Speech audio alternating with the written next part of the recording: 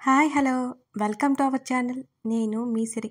ఈరోజు మనం చెప్పుకోబోయే కథ ప్రియా నీదాన్ని పార్ట్ 179. ఇక కథలోకి వెళ్ళిపోదాం. ఇట్స్ ఓకేలే, మళ్ళీ నువ్వేమైపోతావో నేను అబ్బాయిగా అయితే. అవని ముసుముసుగా నవ్వింది. ఆమె మెడ చుట్టూ చెయ్యేసి దగ్గరికి గుంజుకున్నాడు రిషి. ఊపిరి ఆడట్లేదు స్వామి అవని అంటుంటే, నిజంగానే ఏమైపోవాలి నేను? ఈ బ్యూటీని మిస్ అయిపోనా? మై గాడ్, ఇమేజిన్ చేసుకోవడానికే వరస్ట్గా ఉంది. ఆమె కురుల పరిమళాలు ఆస్వాదిస్తూ గాఢంగా హత్తుకున్నాడు రిషి. అవని కిసుక్కున నవ్వింది. ఊరుకో, నువ్వన్నవి నేను మర్చిపోను అంటూ దూరం జరిగిన అతన్నే చూస్తోంది అవని. ఏమన్నాను నేను అని అడిగాడు సన్నగా నవ్వుతూ. ఇప్పుడు లిస్ట్ చదవలేను అంది మూతి తిప్పుడు. నేనెప్పుడన్నానబ్బా? అబద్ధాలు అబద్ధాలు అని అరిచింది అవని. నెమ్మదిగా ఆమె ముఖం మీద తారాడుతున్న వెంట్రుకపాయ ఒకదాన్ని చెవి వెనుక సర్దాడు రిషి. నేను ఎప్పుడు అబద్ధం చెప్పను అన్నాడు. అవునులే, అబద్ధం అలవాటైన వాళ్ళు నిజం చెప్తున్నా అనుకుని అబద్ధం చెప్పేస్తారు అంది ఆమె స్వరంలో వెటకారాన్ని గుప్పిస్తూ. ఎక్కువ కష్టపడుకో అంటూ ఆమె చేతులు పట్టుకుని అరచేతిలో ముద్దు పెట్టుకున్నాడు రిషి. ఇంకోసారి పచ్చల జోలికిపో, చెప్తా నీ సంగతి అన్నాడు అలాగే కళ్ళు మాత్రం ఎత్తి ఆమెనే చూస్తూ. అమ్మో, ఇంకా మర్చిపోలేదా ఈ మనిషి అనుకుంది అవని భయంగా. ప్రతిమ పెళ్లి రోజు రానే వచ్చింది. రిషి కోసం చూసి చూసి అతనికి కాల్ చేసింది అవని. అతను మామూలుగా ఎక్కువ వెళ్ళడు, కానీ ఆమె కోసం ఆమె అక్కడ ఎలా ఉంటుందో అని వెళ్ళాలి అనుకున్నాడు. అతను కాల్ లిఫ్ట్ చేయగానే, వస్తున్నావా రావట్లేదా నువ్వు అని అవని అడిగింది. అతనేదో చెప్పబోయేలోపు మళ్ళీ మాట్లాడుతూ, బిజీగా ఉంటే నేను వెళ్ళిపోతానులే అంది అవని. వెంటనే అతను ఇబ్బంది పడుతున్నాడేమో అన్న సందేహంతో, సరే అమ్మతో వెళ్ళిపో అన్నాడు. అలాగే, నైట్ అవుతుంది నేను వచ్చేసరికి అని చెప్పింది అవని. సరే జాగ్రత్త, లేడి పిల్లల పరిగెత్తకు, ఇప్పుడు నువ్వు ప్రెగ్నెంట్. అతను ఆ విషయాన్ని గుర్తు చేశాడు. అరే నువ్వు నేనెందుకు పరిగెత్తాను? సైలెంట్గా కుర్చీలో కూర్చుంటా. అయినా అత్తయ్య ఉన్నారుగా, నన్ను ఎక్కడికి కదలనివ్వరు. నువ్వు అసలు కంగారు పడుకో, నేను వచ్చేసరికి డిన్నర్ చెయ్యి అవని మరీ చెప్పింది అతనికి. మరోసారి జాగ్రత్తలు చెప్పి కాల్ కట్ చేశాడు రిషి. రాధారాణితో పాటు డ్రైవర్ని తీసుకుని పెళ్లికి బయలుదేరింది అవని. మధ్యాహ్నం ముహూర్తంలో పెళ్లి, సాయంత్రము రిసెప్షన్. మాధవ్ అంతగా తెలియకపోయిన సత్యతో ఉన్న పరిచయంతో సత్యని కూడా పిలిచింది ప్రతిమ. సత్య ఉండడంతో కాస్త అవనికి హుషారు వచ్చింది. రాధారాణి మాత్రం అవనిని బుద్ధిగా కూర్చోమని వార్నింగ్ ఇచ్చింది. కాస్త పొట్ట కనిపిస్తున్నా పట్టి చూస్తే కానీ అర్థం కానట్టుంది అవని ప్రెగ్నెంట్ అనే విషయం. వెళ్ళగానే ప్రతిమ పలకరించి వచ్చి కుర్చీలో కొలబడింది. ప్రదీప్ కూడా వచ్చి మాట్లాడుతున్నాడు. నీ వైఫ్ ఎక్కడా ప్రదీప్ని అడిగింది అవని. వచ్చింది అవని, ఇక్కడే ఎక్కడో ఉండాలి అని అన్నాడు ప్రదీప్. బాబోయ్ నిజమా, మీ ఆవిడే? అవని కళ్ళు పెద్దవి చేయగానే ప్రదీప్ నవ్వాడు. నిండుగా కనిపిస్తున్న ఆమెను చూస్తూ చాలా తృప్తిగా ఫీల్ అయ్యాడు ప్రదీప్. నువ్వు అనుకున్నంత సైలెంట్ ఏం కాదు, అదిగో ప్రతిమ చెల్లితో ఉంది అంటూ దూరంగా ఉన్న అనుని చూపించాడు ప్రదీప్. పెళ్లి అయిన వెంటనే భోజనాలు. అందరూ కలిసి భోజనాలు చేశారు. రిసెప్షన్కి ఇంకా టైం ఉండడంతో సత్య అవని వాళ్ళతో పాటు అను కూడా ఉంది అక్కడే. తననే చూస్తున్న అనేను చూసింది అవని. ఏమైంది అవని అడగడంతో ఉలిక్కి పడింది అను. అవని, ఐస్ క్రీమ్ తేనా సత్య అడిగింది. ఇప్పుడు అది తింటే ఇంకేమైనా ఉందా అవని కళ్ళు తేలేసింది. అవునవునులే, మొట్టికాయలు తినాలి మళ్ళీ అని నవ్వుకుంటూ ఇప్పుడే వస్తాను అని వెళ్ళిపోయింది సత్య. అను వైపు చూసింది అవని. మీ గురించి ప్రదీప్ చెబుతుంటే అంతగా ఏముంది ఈమెలో అనుకున్నాను. స్వచ్ఛమైన వారని ఇప్పుడే తెలిసింది చిన్న నవ్వుతో అంటున్న అనుని ఆశ్చర్యంగా చూసింది అవని. అర్థం కాలేదు, ఏం చెప్పాడు ప్రదీప్? కాస్త కంగారుగా అనిపించింది అవనికి. తనని ప్రదీప్ ఇష్టపడ్డాడు అని తెలిస్తే ఈ అమ్మాయి ఎలా ఫీల్ అవుతుంది? అవని అదే ఆలోచిస్తోంది. నాకు మొత్తం తెలుసు, మీరంటే ప్రదీప్కి ఎంత ఇష్టమో తెలుసు. తను పెళ్లికి ముందే నాకు మొత్తం చెప్పాడు అను చెప్తుంటే అవని కళ్ళు పెద్దవి చేసింది. తిరిగి ప్రేమనివ్వలేకపోయిన మిమ్మల్ని అంత ఆరాధిస్తుంటే, బోల్డంత ప్రేమిస్తే నన్నెంత ప్రాణంగా చూసుకుంటాడో కదా అనుకున్నాను. నా గెస్ రాంగ్ కాలేదు అంది అదే నవ్వుతో అను. అవని రిలీఫ్ ఫీల్ అయింది. తన వల్ల వాళ్ళ మధ్యలో గొడవలు రానందుకు. అవని చిన్నగా నవ్వి ఊరుకుంది. ప్రదీప్ నాకు బెస్ట్ ఫ్రెండ్, మా మధ్య రిలేషన్ అంతకంటే ఇంకేం లేదు అని అంది అవని. మీరు ఎక్స్ప్లెనేషన్ ఇవ్వక్కర్లేదు, నాకు తెలుసు అను నవ్వింది ఈసారి. ఇంకా ఆ టాపిక్ పొడిగించలేదు అవని. అవని ఆరోగ్యం గురించి మాటలు మళ్ళాయి. అవని సత్య గిఫ్ట్స్ ఇచ్చేసి ఫోటోలు తీసుకున్నారు. అత్తయ్యని చూసావా సత్య? అవని అడుగుతుంటే, అటున్నారు, తెలిసినాడెవరో కనిపిస్తే మాట్లాడుతున్నారు అని అంది సత్య. టైం చూసుకుంది అవని. సత్య, అత్తయ్యని పిలుచుకునిరా, ఇక వెళ్దాం అని ప్రతిమ దగ్గరికి వెళ్ళి మనస్ఫూర్తిగా కంగ్రాట్స్ చెప్పి వెళ్తున్నా అని చెప్పి వచ్చేసింది అవని. అవని ప్రెగ్నెంట్ అవడంతో ఎక్కువసేపు ఉండమని ప్రతిమ కూడా అడగలేదు. అవని, ఆంటీ కారు దగ్గరికి వెళ్ళారు, రమ్మని చెప్పారు. సత్య చెప్పి అవనితో పాటు బయటకు నడిచింది. దూరంగా నిలబడ్డ రిషిని విస్మయంగా చూసి చిరునవ్వుతో నడకలో వేగం పెంచింది అవని. వైన్ కలర్ డిజైనర్ చీరలో మెర్క్యూరీ లైట్ల మధ్యలో ముఖంలో అలసటిని దాచేస్తూ ఆమె పెదవుల మీద చిరునవ్వుతో పాటు మరింత ప్రకాశవంతంగా కనబడుతూ నడుచుకుంటూ వస్తున్న ఆమెనే చూస్తున్నాడు రిషి. సినిమాల్లో చూపించినట్టుగా చుట్టూ బ్లర్ అయ్యి అత్యంత ఇష్టపడే వాళ్ళు ఒక్కరే కనబడుతున్నట్టు ఫీలింగ్ కలిగింది అతనికి. అవని ఒక్కడే నడిచొస్తున్నట్టు అతని కళ్ళ కనిపించింది. నువ్వెప్పుడొచ్చా, వస్తున్నట్టు చెప్పనే లేదు అంటూ అతని చేతిని పట్టుకుని లాగింది అవని. వెళ్తూ వెళ్తూ వచ్చాను, వెళ్దాం పదా అన్నాడు రిషి. ఎక్కడి వరకు వచ్చావు, లోపలికి రాకపోతే ఎలా అని అవని అంటుంటే, ఆఫీస్ నుంచి వస్తున్నాను, పర్లేదులే అన్నాడు రిషి. మొహమాటం సిగ్గు పక్కన పెట్టు అని అతనితో చాలా చిన్నగా చెప్పి, అత్తయ్య మీరైనా చెప్పండి లోపలికి రమ్మని, ఒకసారి వస్తే బాగుంటుంది అంటూ కారులో నుంచి లోపలికి వంగి రాధారాణిని చూస్తూ చెప్పింది అవని. అవని చెప్పింది సరిగ్గానే ఉంది రిషి, వెళ్ళి రిషి, అవని ప్రాణ స్నేహితురాలు, నువ్వు వెళ్ళకపోతే ఎలా? తల్లి మాటలకి అవని వైపు చూశాడు రిషి. రావచ్చు కదా అని అడిగింది మరోసారి ముద్దుగా ప్రతిమాలతో. చేతిలో ఉన్న కోట్ని తీసుకుని తగిలించుకొని ఆమెతో పాటు లోపలికి నడిచాడు రిషి. అతని మోచేతిని వదిలిపెట్టలేదు అవని. అప్పటికే సగానికి సగం మంది వెళ్ళిపోసాగారు. ప్రతిమ ఆమె హస్బెండ్ని ఇద్దరికీ పరిచయం చేసింది. ఒక్క నిమిషం పాటు అలా నిలుచుని కిందకి దిగాడు అవనితో పాటు రిషి. ఇద్దరు రావడంతో ప్రతిమ చాలా సంతోషపడిపోయింది. ఏం చేద్దాం, అలా సాగుతుంది నీకు, మొత్తానికి కొంగున కట్టేసుకున్నా ఆమెతో నడుస్తూ అన్నాడు రిషి. మొదట కనులు పెద్దవి చేసి చూసింది అవని. అంతలోనే ఎవరైనా వింటే నిజమనుకుంటారు, ఇలాంటి మాటలు నలుగురిలో మాట్లాడుకో అంది ఏదో రహస్యం చెబుతున్నట్టుగా చిన్నగా.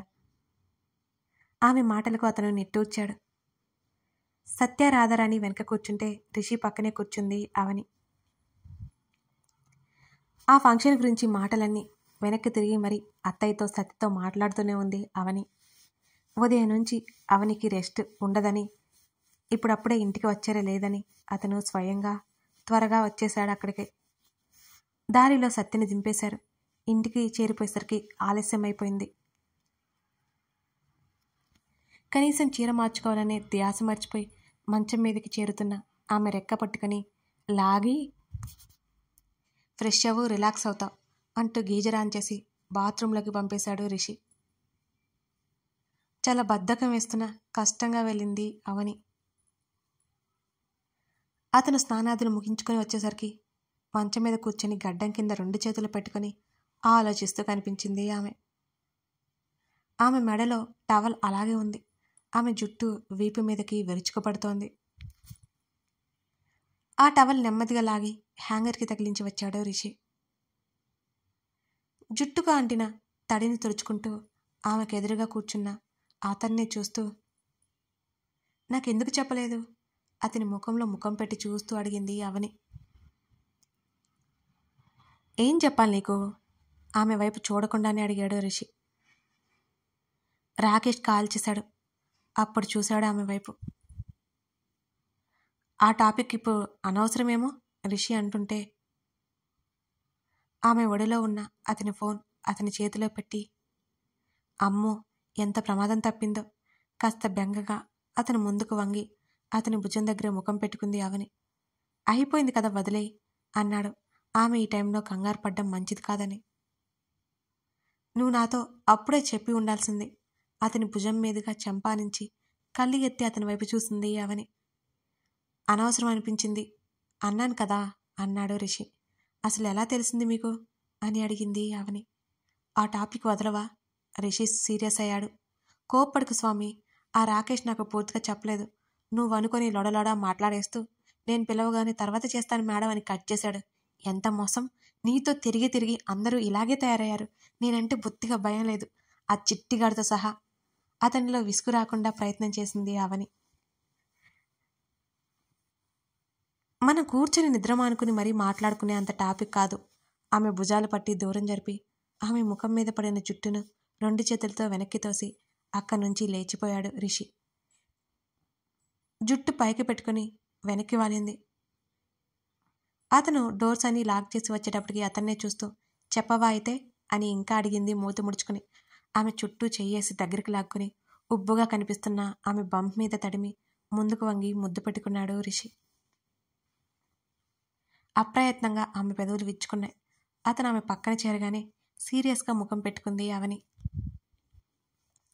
ఎంతైనా నీకు నాకంటే ఇంకా పుట్టిన వాళ్ళే ఎక్కువైపోయారు అవని వెటకారమాడింది. చాలా లేట్ అయిపోయింది, నోరు మూసుకుని పడుకుంటావా లేదా? ఆమె జుట్టులోకి వేలి పట్టి అలా కాసేపు చేస్తే అవని నిద్రపోతుందని అతనికి తెలుసు. నిద్రపుచ్చుకు నన్ను చాలా చెప్పాలి నువ్వు.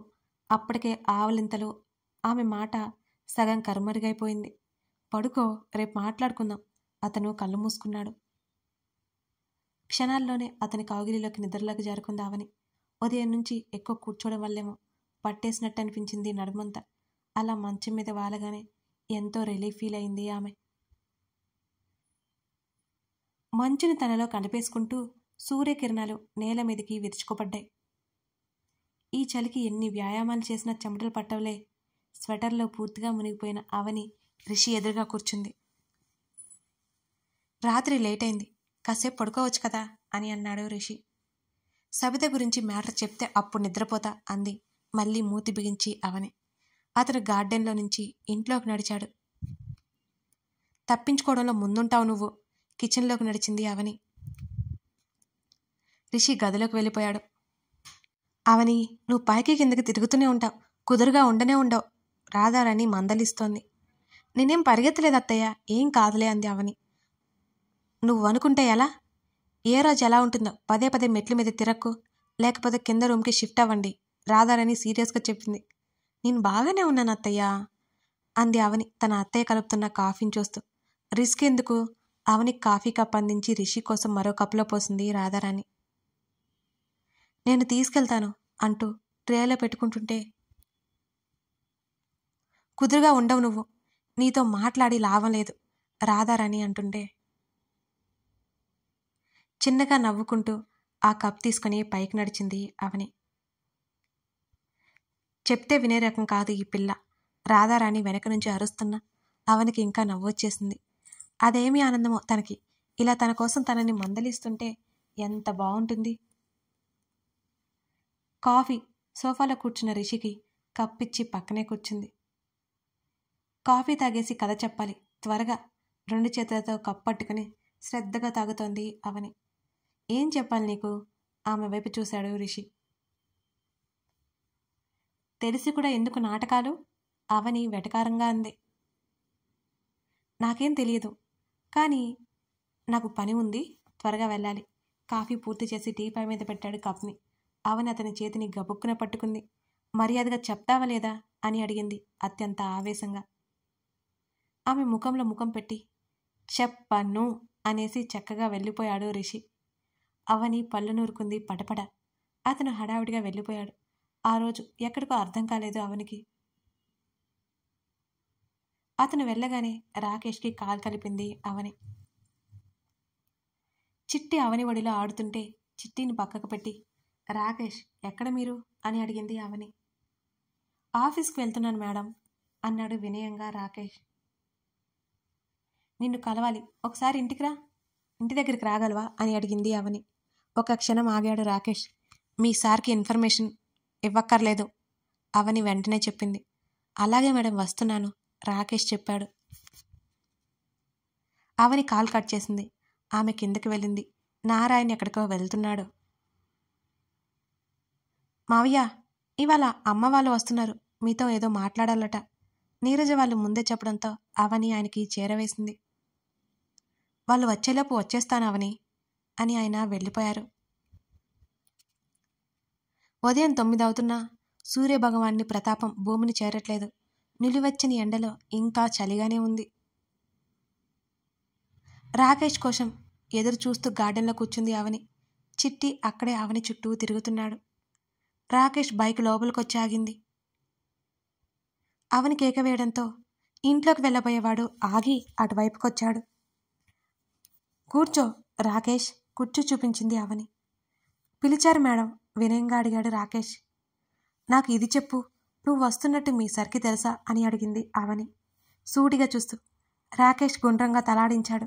అవని పళ్ళు బిగించింది. నేను చెప్పానా లేదా నీకు చెప్పకుండా వచ్చేయమని అవని కాస్త సీరియస్గానే అడగడంతో, ముఖ్యమైన పనులున్నాయి మేడం, సార్ నాకు కాల్ చేస్తే విషయం చెప్పక తప్పలేదు అని అన్నాడు రాకేష్ నెమ్మదిగా.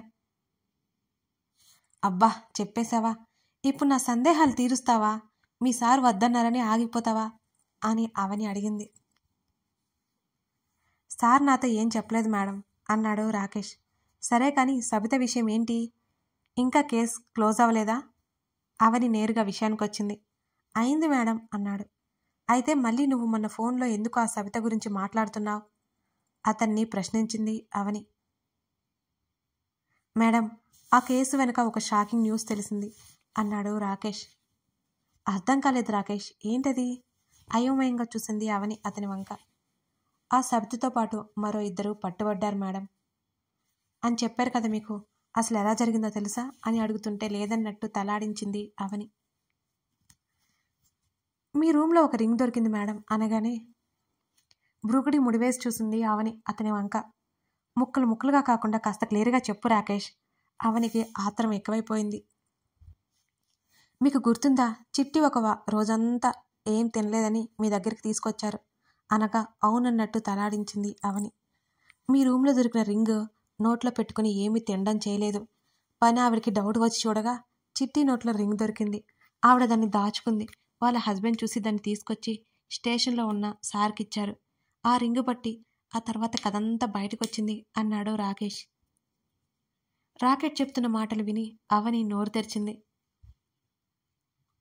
అవును మేడం, వాళ్ళంతా ఒక బ్యాచ్, మొత్తం 20 మంది పైనే ఉంటారట. వారిలో సవిత లాంటి వాళ్ళు 10 మంది ఉన్నారు అని రాకేష్ అనగానే అతను చెప్పే ఒక్కొక్క మాట వింటుంటే ఆమెకి కళ్ళు తిరిగినంత పనైంది. బై మిస్టేక్ రింగు పడేసుకున్నాడు వాడు. దానివల్ల బ్యాచ్ మొత్తం బయటపడింది. ఇప్పుడు కస్టడీలోనే ఉన్నారు. నిన్న సార్ని కలవాలని ఇన్స్పెక్టర్ గారు చెబితే నేను కాల్ చేశాను, అప్పుడు మీరు లిఫ్ట్ చేశారు అని అన్నాడు రాకేష్. మై గాడ్, అవని తల పట్టుకుంది. కథ కొనసాగుతోంది. కథ నచ్చితే లైక్ చేసి కామెంట్ చేయడం మర్చిపోకండి. మన ఛానల్ని ఇప్పుడే చూస్తున్నట్లయితే సబ్స్క్రైబ్ చేసుకొని సపోర్ట్ చేయండి. Follow for more updates. Thank you.